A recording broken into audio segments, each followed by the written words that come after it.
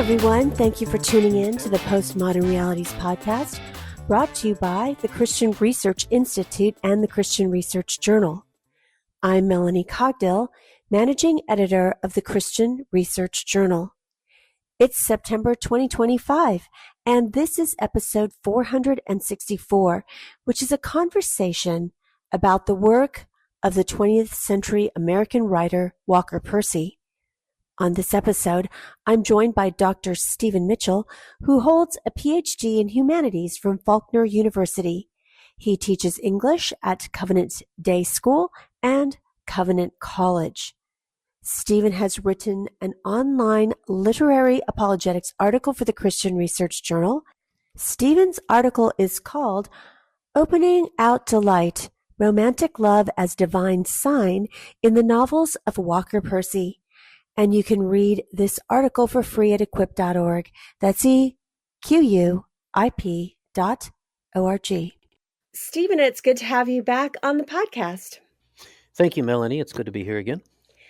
Well, Stephen has once again written a literary apologetics article for us, and his article this time is on a 20th century American writer from the South named Walker Percy. And I bet if our listeners think about Southern 20th century writers, they're probably thinking about Flannery or Connor, but Walker Percy is a lesser known writer. Maybe if somebody was an English major, they might have in college, they might have heard of him, but most people, even in their general lit classes, have not heard about Walker Percy and who he was.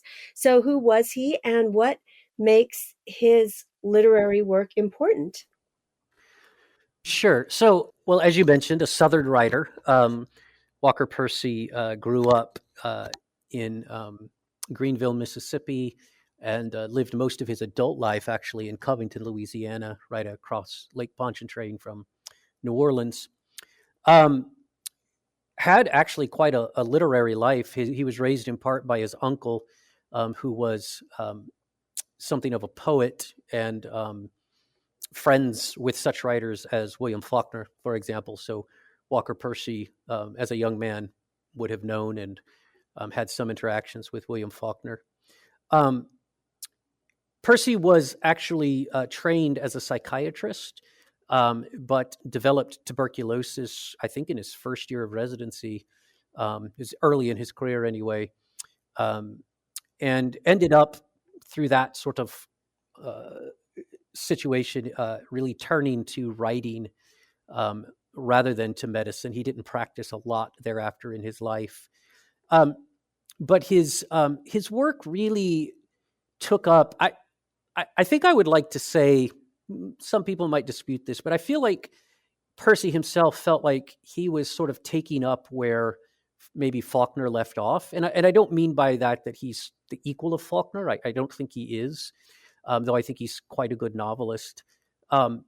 But whereas Faulkner, we might say, chronicled the sort of the end of the Southern planter class culture and the rise of the sort of bourgeois business class and the New South, Walker Percy kind of steps into literature and takes that New South for granted, and then starts to just ask or explore kind of the existential questions of life that the New South presents. He was a devout Roman Catholic, and his novels very much grapple with the question of the trouble of finding meaning in a modern, technologically advanced, affluent world where one is very comfortable, perhaps, but is often his characters are often quite metaphysically and spiritually adrift, and searching for some sort of anchor in a world that has become quite bewildering.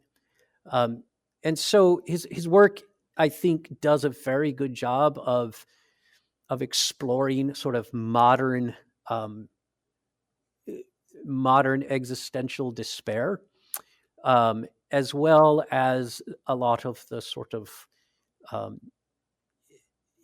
in many ways, his work was very prescient, I think, for our own time, in that it also explored some of uh, the political dissolution that seems to really be troubling us right now, the fractiousness that we are experiencing. He seems to anticipate um, and to link in many ways to the kind of existential and spiritual rootlessness of the modern condition, if we can put it that way.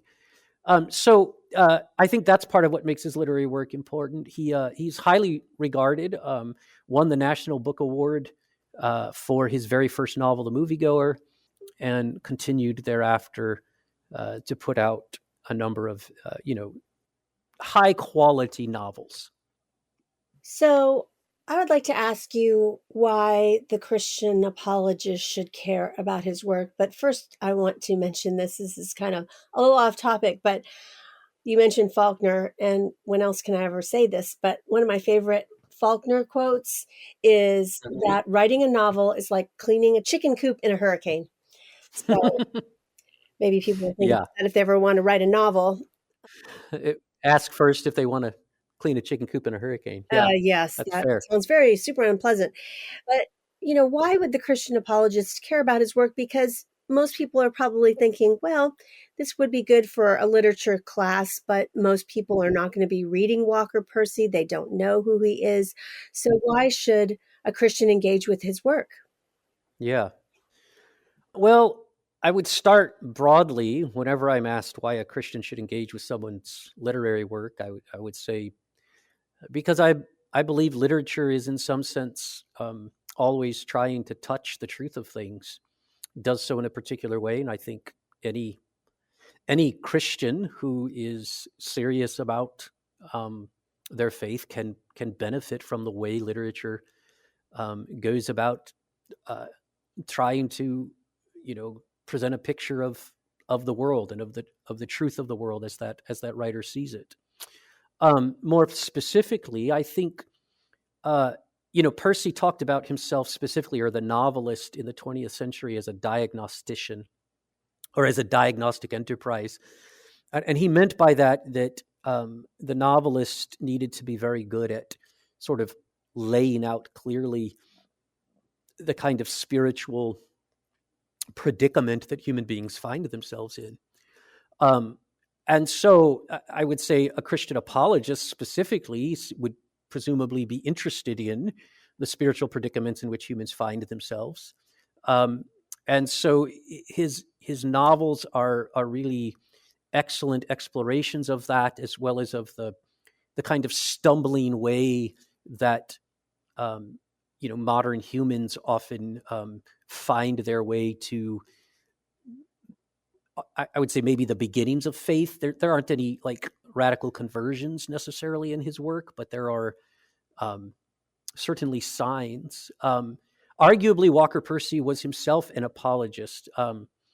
Much of his nonfiction work was an attempt to sort of situate the Christian faith as being able to answer, the predicament, to make it sort of intellectually an intellectually understandable response, if you would, to the modern rootlessness and aimlessness, spiritual aimlessness that he perceived around him. His two nonfiction collections, A Message in a Bottle and Signpost in a Strange Land, both of them concern themselves with how a person could in various ways. They don't only concern themselves with this, but both of them concern themselves with how a modern spiritually adrift person might find the Christian faith to offer a plausible response to that predicament. He liked to use the term predicament a lot, that this was sort of the state of the human being, that we sort of wake up in a predicament, being a spiritual being without any clear sense of where we're going or what the truth in terms of the spiritual world is.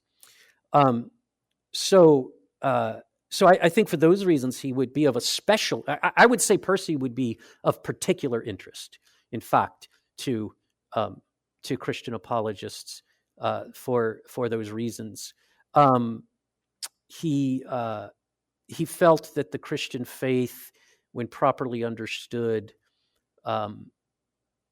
told humanity something about itself that it was waiting to hear, if you would. And so he did his best to explain some of that in his nonfiction work, and in his fiction work, he worked very hard to, I think, to portray the struggle that sort of post-Christian people find themselves in, and to portray the possibility, right, that they might find their way still to the Christian faith, that it might become just possibly plausible to them. So, could you tell us a little bit more about the influences on his writing, and why do those particular influences matter to his work? Yeah. So with Percy, I think this is I don't know that it's always important with a writer to know their influences, but I do think with Percy it helps. And by his own admission, the 19th century novelist Fyodor Dostoevsky and the existential philosopher Soren Kierkegaard both profoundly influenced him. And I would say with Dostoevsky, he talks in one of his essays about how while he was in training for psychiatry, it sort of came sort of profoundly home to him that while the sciences which he loved, and Percy had a robust love of and appreciation for the work, the excellent work of science and medicine, but he says in one of his essays that science could only tell me something about myself as a specimen, right, as a kind of example of a type, and it couldn't tell me something about my particular self. Like it couldn't answer the particular questions that my life presented to me. There was no theory that could tell me how to live my everyday life, how to make it meaningful, how to answer what, again, I'm going to use a big word, what are the spiritual questions of any human existence.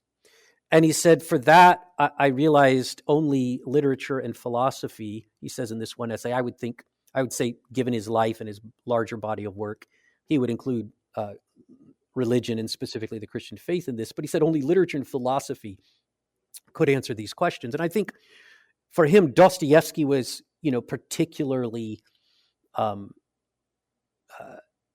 potent in his coming to grips with the fact that every life, every person has to sort of grapple with their the meaning of their lives themselves. With Kierkegaard, I think there's a lot there, but I would say probably to answer that question most succinctly, Kierkegaard was a critic of Christendom, and what I mean by that is he was very much a critic of sort of the casual Christian, right? The Christian who was culturally so, but not deeply, not deeply aware of the implications of his faith. And I think that Percy felt that criticism that Kierkegaard was making of Europe in the 19th century, I think he felt very much applied to America, and specifically Southern America in his own time. That it had sort of the residue of a cultural Christianity that was itself intertwined with a kind of neo-Stoicism as well. It had a residue of a cultural Christianity, but it lacked, by and large, a profound personal, I will say, existential commitment that, if you were serious about it, it should ask of you. And so you can see him in all of his work kind of grappling with those questions. And so that's why I think it helps, especially if you are someone who knows literature and philosophy or takes an interest in literature and philosophy, especially in philosophical novelists. It can be helpful to know that Dostoevsky and Kierkegaard were influences on him. For example, Kierkegaard's text Either or, that looks at the aesthetic and the ethical life, it has a profound influence on Percy's first novel, The Moviegoer, as just one example. So those are probably the two most important influences. Certainly not the only ones. He was a deeply, widely read man. His work interacts with a lot of the Western literary tradition, but those are two that he names particularly. We'd like to hear from our listeners and the readers of our articles.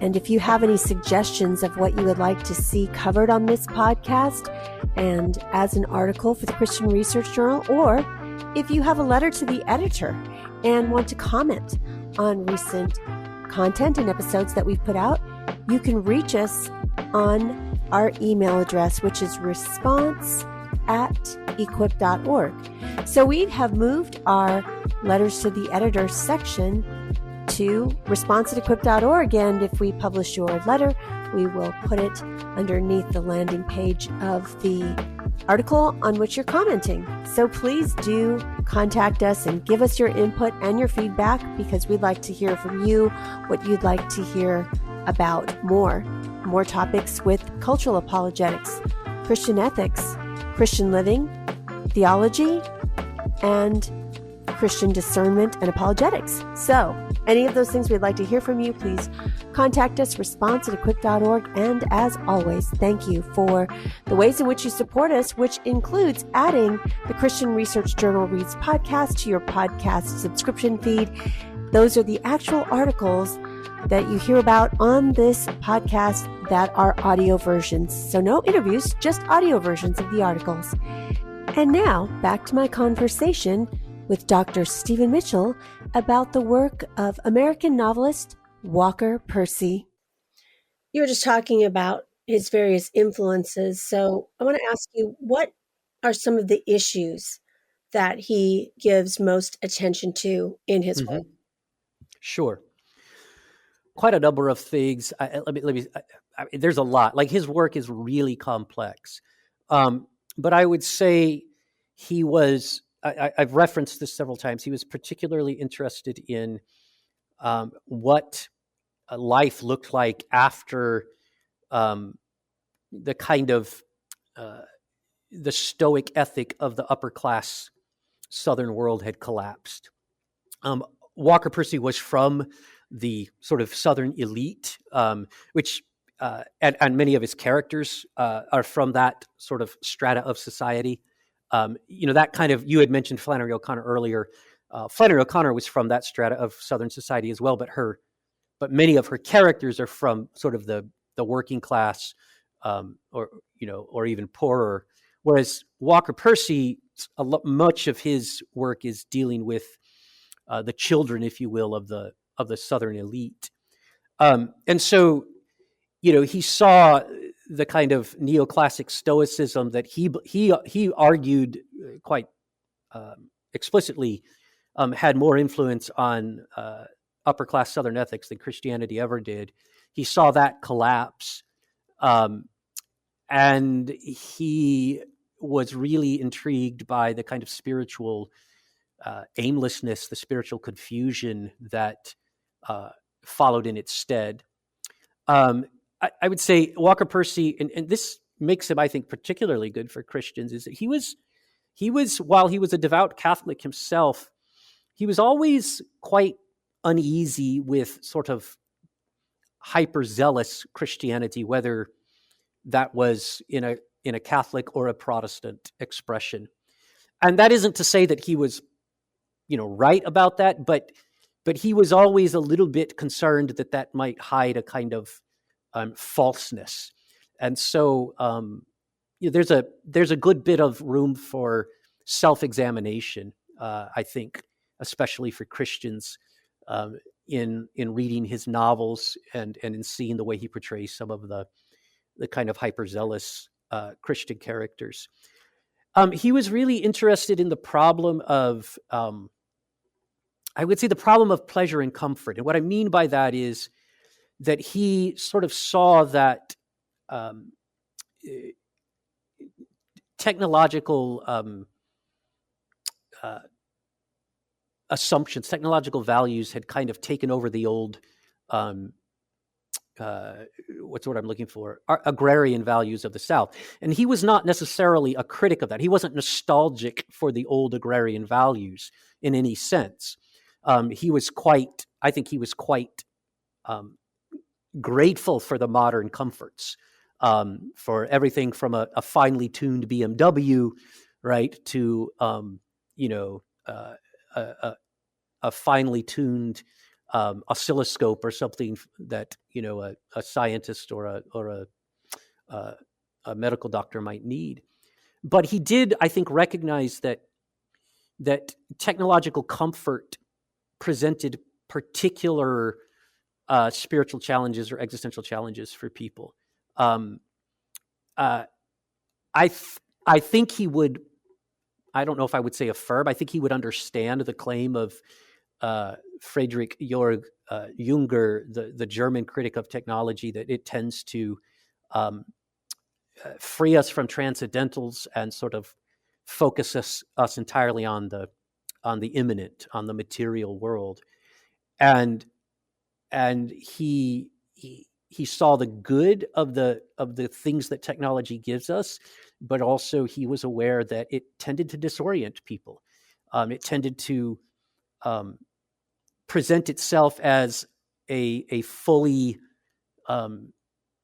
it presented itself as a full ideal, right? A sort of fully satisfying ideal, but it perpetually failed to satisfy.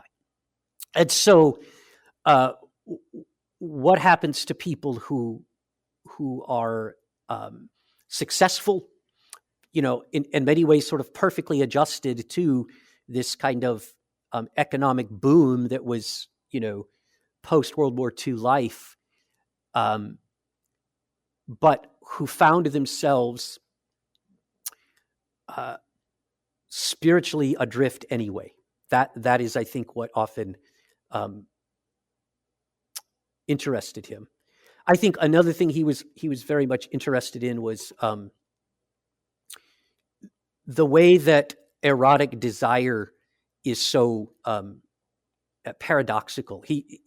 He's quite a robust sort of treatment of eros in many of his novels, and he saw eros and sexual desire as having kind of two possibilities. One being shutting us off from the transcendent, like becoming an end in itself, or seeking within, sexual pleasure in and of itself, a kind of transcendent experience, and he saw that as ultimately frustrating. But he also, and I think this was part of his Christian faith, and certainly his Roman Catholic theology, he also saw it as potentially a sign of a higher kind of love, and as a sign of something transcendent. And so, eros, erotic desire, sexual desire, and the paradox and tensions that it creates.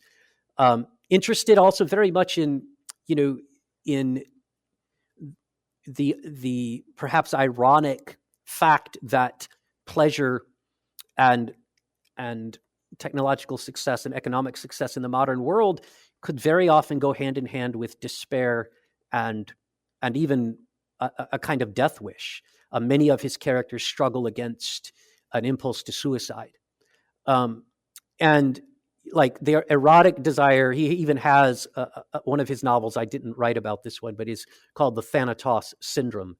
And Thanatos, of course, is death desire, as eros is sexual desire. And he saw very much that eros could lead to Thanatos. I think he felt that was the case if it becomes kind of an end in itself. So he was maybe I'm just repeating myself here, but he was deeply concerned with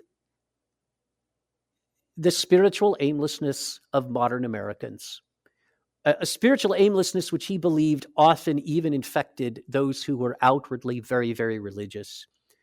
But he was also interested in indicating the signs that remained, right, that pointed, if you would, to the realities of a divine being who was not only transcendent but providential, who was not only above us and for which we yearned, but who also was concerned with us and in some sense, guiding us or could guide us in the arc of our lives toward himself. So those are probably the way I would say are the problems he gives most attention to. You noted earlier in the podcast that Walker Percy was Roman Catholic. So I wanted to ask you, how does his work engage with themes of religious faith, particularly in its treatment of the human predicament in the modern Yes. world? Yeah. So I would say one of the things that's interesting about Percy's work is that in every novel, there is a priest. Most of the time, that's a Catholic priest. I think in the Second Coming, it is an Episcopal priest. There's always a priest, and that priest is there as an indication of the possibility of the divine. Now, he's not the only possibility, and what's interesting and frankly fun about a lot of Percy's novels is that these priests are often themselves quite flawed, befuddled characters, right? They're not necessarily spiritual superstars or spiritual heroes, but they are these kind of faithful, steady in the sense that they don't relinquish their faith or their vocation, though they may themselves be engaged in any number of struggles in their own lives. But that priest is always there, and he's not just there on the side. He's there as someone who is in some way witnessing to the presence of Christ in the world. He's witnessing to the incarnation, to the Christian story of salvation. Excuse me. The other way I think I see it is there are often then other Protestant characters whom, there's some sort of tense but maybe sort of grudgingly respectful regard for, that maybe they're onto something and maybe they're not. I'm not sure from the other characters. And then you have his main characters. Now, in a couple of his novels, Love in the Ruins and Thanatos Syndrome, the main character is a very sort of poor specimen of a Catholic himself. In most of the other books, the main character begins in what you would say a kind of post-Christian place. They, are a son of the South, generally speaking, a son of the upper class South. They're, the values of the upper class South, the way of life of the old planter class has passed. And with it has passed whatever residue of Christianity was part of that.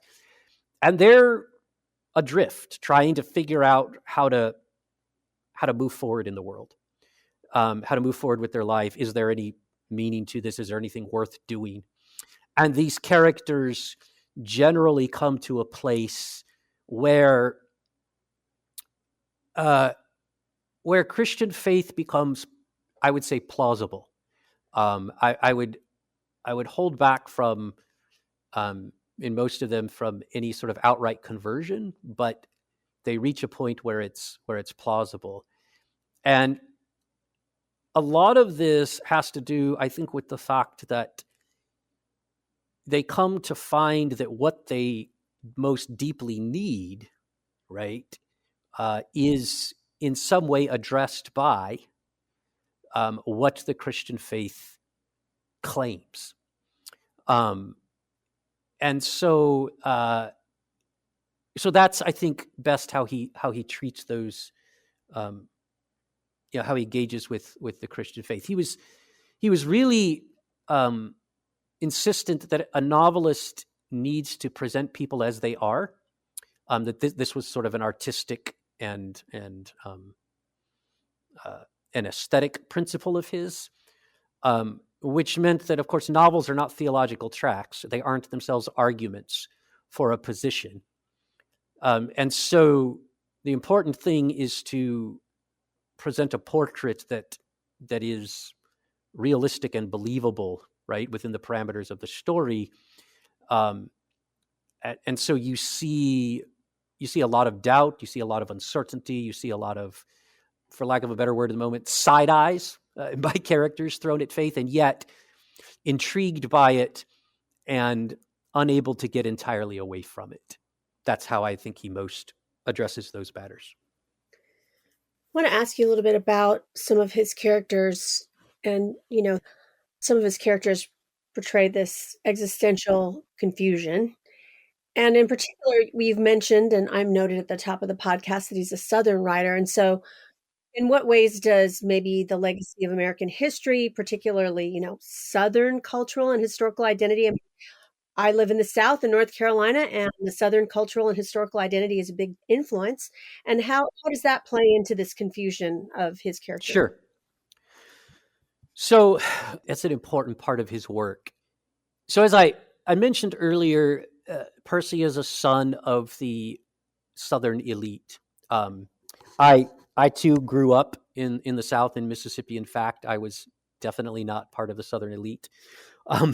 So I don't have a lot of experience of this sort of this social class and their world and their life. But Percy argues explicitly and implies in the stories that he writes that the Southern elite were far more stoic, a kind of neo-stoicism, right, built on the Stoic philosophers of the Roman Empire, that they were far more stoic in their values, in their allegiances, in their sense of who they were, than they were Christian. They might have been, practicing Christians. They might have been members of churches, but his point is that for most of them, Stoicism rather than Christianity was the reigning paradigm within which they understood themselves. His point, I think, is that definitely with World War I, certainly, beginning with the Civil War, but definitely with World War I and World War II, Stoicism as a meaningful frame of reference or a meaningful paradigm more or less collapsed.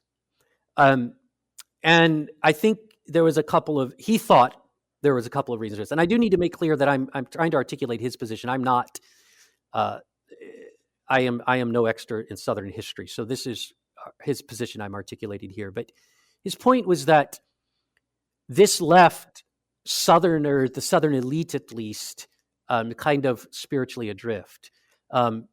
He argued that most of the racial tolerance, if you would, that had been present in the South up to that point was Stoic rather than Christian in its form, and that this became a problem because Stoicism lacked the spiritual resources to really triumph over the ingrained racism, of the South and more broadly of the United States.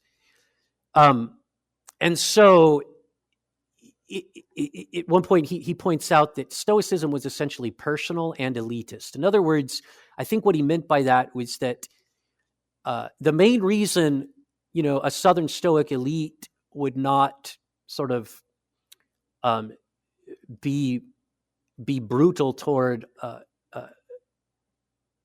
a black human being was because of how it would reflect upon that Southern elite. Like, it was beneath him to behave in that way. They saw themselves as kind of the protectors of the black working class. And he understood there's all kinds of problematic elitism bound up in that. But fundamentally, because they saw themselves as the protectors of the black working class, they were fundamentally incapable of really recognizing the equality of black human beings. And for these numbers of reasons, social forces, political forces, economic forces as well, that against sort of the rising material affluence, especially of post World War II, but even through the Jazz Age and post World War I, that Stoicism just couldn't hold out against that, and so it fell apart. And individuals might remain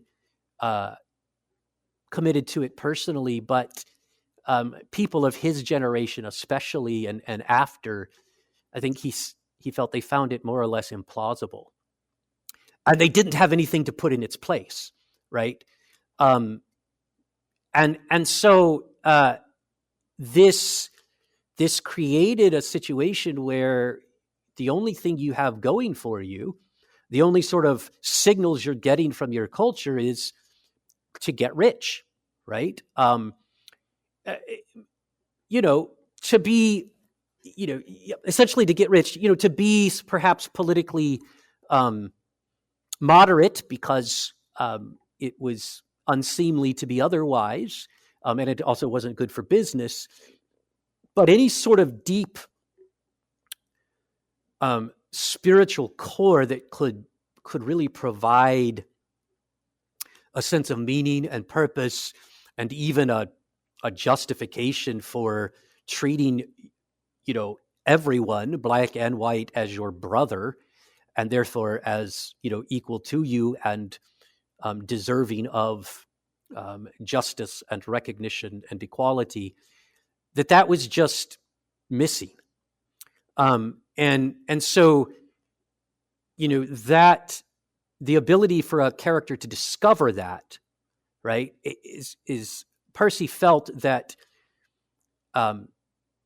Christians had, up to his time at least, had miserably failed to be leaders in bringing about justice for black people especially. But he also felt that the resources of the Christian faith were the only thing that could really achieve it. And so he's not generally directly and explicitly concerned with race in his novels, but his characters struggle to find a spiritual center for their lives, would be important also to, in his mind, the establishment of any sort of just and humane social, political, and economic order. And so that's their confusion is an indication of the failure of these older forms of living in the world, these older paradigms, such as Stoicism. So you talked about his dealing with kind of like that affluent part of society, as opposed to what Flannery O'Connor did, which was more of the common man, I guess. So how do affluence and technology function as themes in Walker Percy's novels? And describe for us what was technology to him at the time he was writing. Yeah. So one of the ways is that, most of his characters are either upper middle class, or in fact, maybe fabulously wealthy, even, millionaires many, many, many times over, in a novel set in the 80s, 1980s or something. So just really, really wealthy people. Technology for him, it could, computers don't figure heavily into his work, though they do. But televisions, video cameras, luxury cars, um, what throughout the time period that he was writing, the 50s through the 90s, whatever the latest sort of scientific research implements might be, all of that would have been, technology for him, and where he still arrived today in writing, I think, the proliferation of the personal computer and the cell phone and all of that. He died in 1990, so really before that stuff really, really took off. But what he saw, I think, was that technology had a very clear sort of, I'm going to say agenda. I don't necessarily mean that negatively, but it was concerned with making life as comfortable, as streamlined, as safe, right, as possible, and with advancing human control over the physical environment, with increasing our ability to take pleasure in the world. And again, I don't necessarily mean anything negative by that, nor would he. He saw this as part of, I think, the human vocation, and the affluence that really seemed to get revved up, we might say, post World War II. He was very much aware of and interested in the lives of people who seemed to be beneficiaries of that: scientists, doctors, lawyers, financial investors, people who knew how to use and to use the knowledge, as well as, the sort of technical scientific knowledge, technical economic knowledge, to use that knowledge to be successful in the world. I think, though, he tended to see that in such people, though, and again, I'm trying to articulate what I think his view is, not necessarily mine, but in such people, the affluence and the technological innovation just became an end in itself, and sort of took the place of any sort of deeper ethical and spiritual ideal.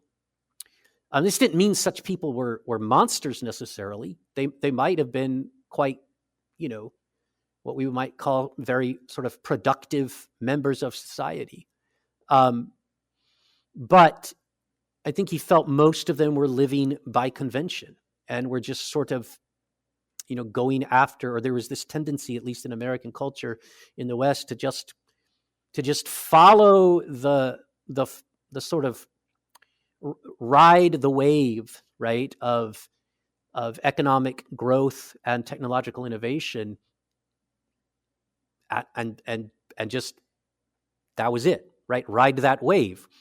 But I think what then became really interesting to him were those characters who rode that wave, or maybe were born on the crest of that wave, but who became very much aware that there was still something in them that was not satisfied with this, with just, economic and technological success, and even with, romantic and sexual experience, right? And so these things in his novels, in a way, they sort of free the person, I might say, to really become concerned with these spiritual questions, because for many of them, the financial questions are settled, and so the spiritual question can take a kind of central role there.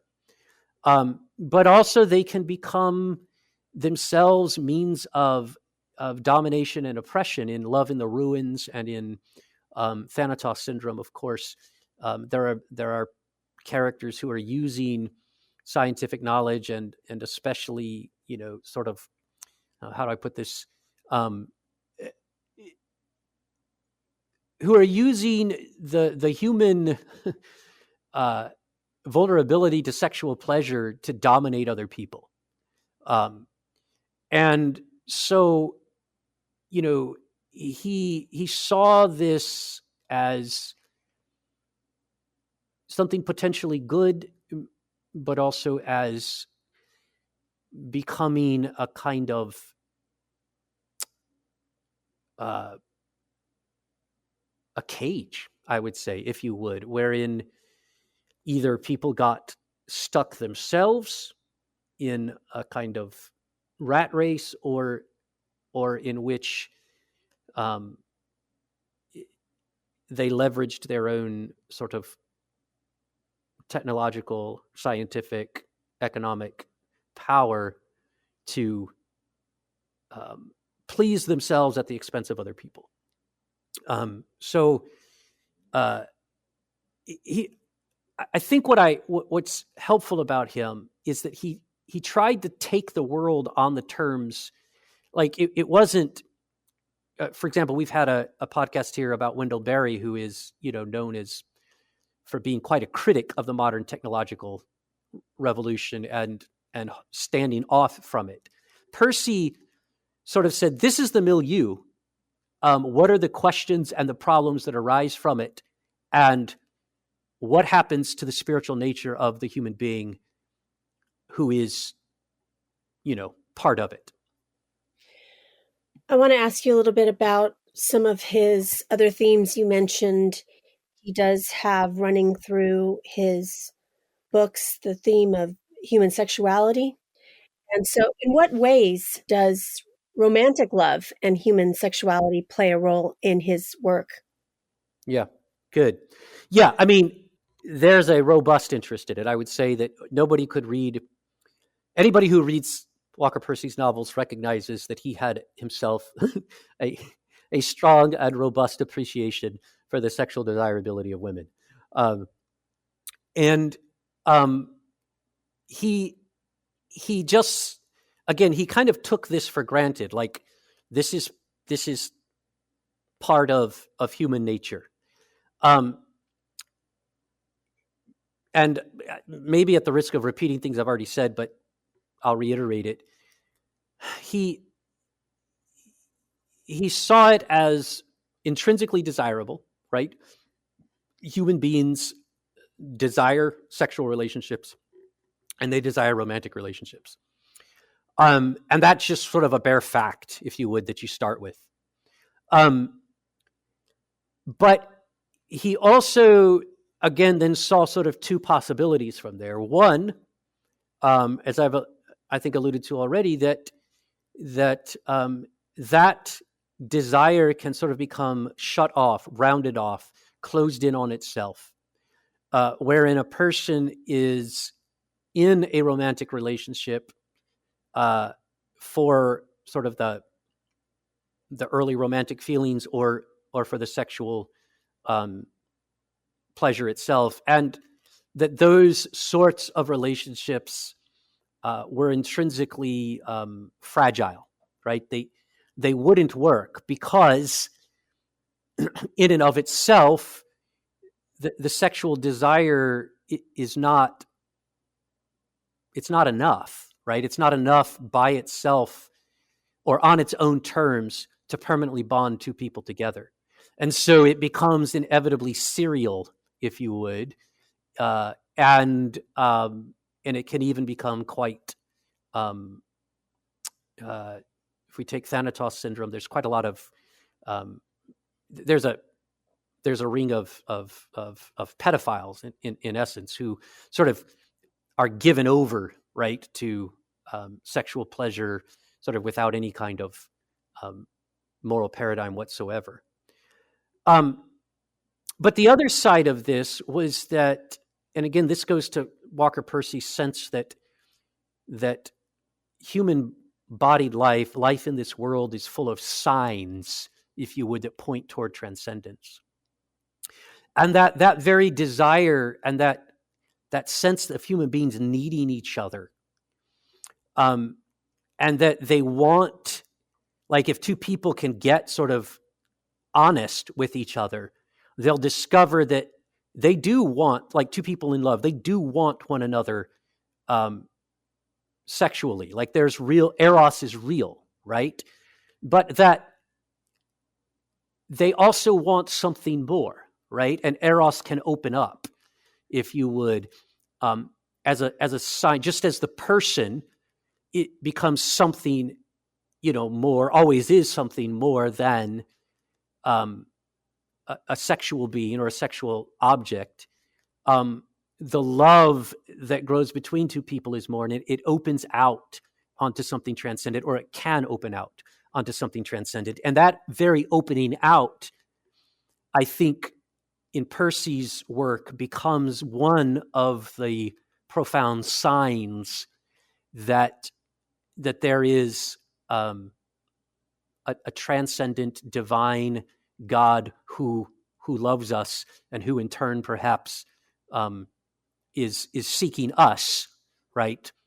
And also is, if you will, the thing that we are most seeking ourselves. So, yeah, that, and you will find characters in his novels that manage this, that, they connect with somebody, they establish a committed sort of marital relationship that leads them to transcendent things. And there are characters who sort of just get mired in serial sexual relationships and never find, even if they want to, they never find any plausible sign of something more. And because, again, we go back to Percy's claim that you have to, he saw himself as a diagnostician, right? He saw himself as presenting people as they are. And that's what he saw around him, right? People who were able to, despite their, initial spiritual and existential confusion, were able to find plausible signs of the divine that could make the possibility of faith plausible, and people who couldn't. And so I would say in the article that I wrote for you guys, all of this we've talked about is far too much to take up in one sort of 4,000-word article. So I tried to focus primarily on this particular thread of how sexual and romantic love in his work can itself become a sign of divine transcendence. Well, finally, on a much lighter note, I guess, or more educational note, September is National Literary Awareness Month. And so you're a teacher. So it's also kind of read a new book month. So if we wanted to read a new book that's a Walker Percy book, where should listeners start? And then maybe one other book that's a classic that maybe a lot of people haven't ever tackled yet that would be good for them to get into. Yeah. Well, I would always say, I'm going to answer the first question in two ways. For people who are lovers of literature, like who are comfortable with literature, I would say start with Walker Percy's first novel, The Moviegoer. It won the National Book Award, and it really holds up. It's an exceptional novel. For listeners of yours that maybe are intellectually inclined but are uncertain, of literature, maybe they're more sort of philosophical and theological in kind of those nonfiction worlds, start with his Message in a Bottle or Signpost in a Strange Land. Those are two collections of his nonfiction essays that are just really, really excellent. One other classic, man, there are so many good ones. I'm going to say, I've actually been on a Faulkner kick this summer, so I'm going to say Faulkner's The Hamlet, which is the middle book in his Snopes trilogy. I just think it's wonderful. It's funny and tragic and sad and, lovely as only Faulkner can be. Well, thanks, Stephen, for being a guest again on the Postmodern Realities podcast. Thank you, Melanie. It was a pleasure to be with you. You've been listening to episode 464 of the Postmodern Realities podcast from the Christian Research Journal. Today's guest was Dr. Stephen Mitchell. He has written an online literary apologetics article for the Christian Research Journal. His article is called Opening Out Delight, Romantic Love as Divine Sign in the Novels of Walker Percy. And you can read this article without a paywall for free at equip.org. That's EQUIP.org. You won't want to miss out on subscribing to the other podcasts from the Christian Research Institute. We have the Bible Answer Man podcast, which is published Monday through Friday with the best of the week on Saturday. It's hosted by CRI President Hank Hanegraaff and is available wherever you get your favorite podcasts. In addition, Hank has a podcast called Hank Unplugged. Hank takes you out of the studio and into his study to engage in free-flowing, essential Christian conversations on critical issues with some of the most interesting, informative, and inspirational people on the planet. And you won't want to miss out on the brand new podcast from the Christian Research Journal. Christian Research Journal Reads presents audio versions of Christian Research Journal articles. It was a print incarnation of almost 45 years. It's now on the web, as you know, with new articles every single week. So you won't want to miss these audio articles of some of our most popular and most accessed articles on our website, equip.org.